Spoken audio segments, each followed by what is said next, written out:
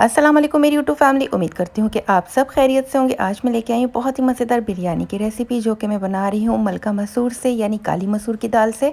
इसको बनाने के लिए मैंने पैन के अंदर हाफ कप ऑयल गर्म करने के लिए रख दिया है। साथ ही साथ मैं प्याज काट रही हूँ। मैंने यहाँ पे 2 मीडियम साइज़ के प्याज लिए हैं, उनको जो है वो मैं ऑयल में डाल चुकी हूँ और जो है वो प्याज को सुनहरा होने तक हमने पका लेना है। अब प्याज जो है सुनहरा हो चुका है। यहाँ पे एक बड़े साइज़ का मैंने आलू ले लिया है, जिसको मैंने इस तरह से क्यूब्स में काट लिया है। अब वो हम इसमें जो है वो थोड़ी देर के लिए फ्राई कर लेंगे। और इसी के साथ ही मैंने इसमें एक तेज़पात ऐड कर लिया है और यहाँ पे हाफ़ टी स्पून मैंने इसमें नमक का ऐड कर लिया है।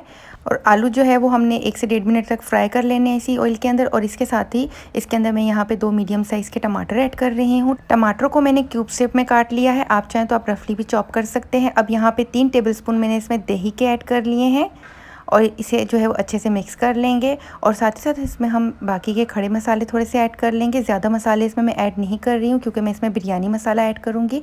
इसी वजह से मैंने इसमें बाकी मसाले बहुत ही थोड़े ऐड किए हैं। बिरयानी मसाला भी मैं इसमें तकरीबन 1 से 1.5 टेबलस्पून के करीब ऐड कर रही हूँ, क्योंकि इसमें अभी मैंने लाल मिर्चें खुद से ऐड करनी है और साथ ही साथ थोड़े से खड़े मसाले भी ऐड करूँगी। अब यहाँ पे मैंने 1 टेबलस्पून के करीब इमली ऐड कर ली है। इमली का पल्प नहीं ऐड किया, इमली ऐड की है।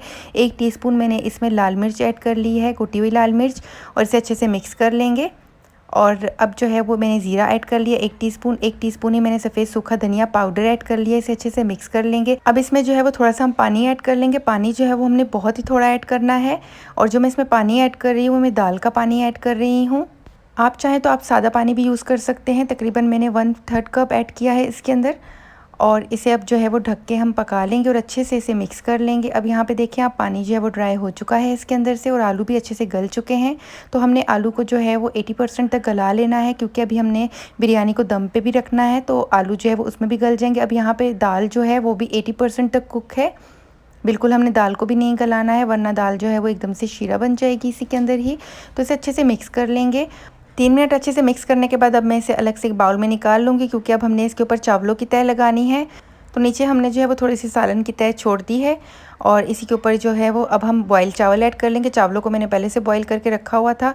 तो यहाँ पे जो है मैंने थोड़ा सा धनिया ऐड कर लिया, थोड़ा सा पुदीना ऐड कर लिया है और थोड़ी सी हरी मिर्चें जो है वो ऐड कर लूँगी। और ये चावल मेरे पास पहले से बॉयल थे और ये चावल हम इसमें ऐड कर लेंगे।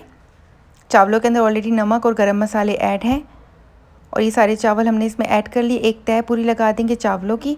फिर इसके बाद हम इसके ऊपर जो है वो अगेन थोड़ा सा धनिया पुदीना और कटी हुई हरी मिर्चें ऐड कर लेंगे। और इसके बाद अब हम अगेन जो है वो सालन की एक तह इस पर लगा लेंगे।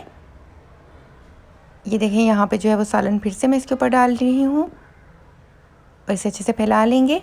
और इसके बाद इसके ऊपर एक और तह जो है वो हम चावलों की बिछा देंगे।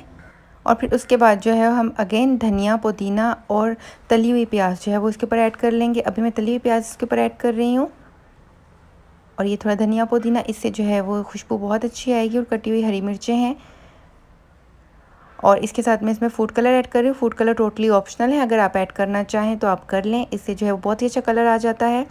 अब इसे दम दे देंगे तकरीबन 15 से 20 मिनट का। तो मैं इसके नीचे जो है वो एक तवा रख रही हूँ और इसके ऊपर जो है वो हमने इन चावलों को रख दिया है। और यहाँ पे जो है वो 15 से 20 मिनट का टाइम गुजर चुका है। तो माशाल्लाह से बहुत ही ज़बरदस्त सी खुशबू आ रही, मेरी बिरयानी बन के तैयार हो चुकी है।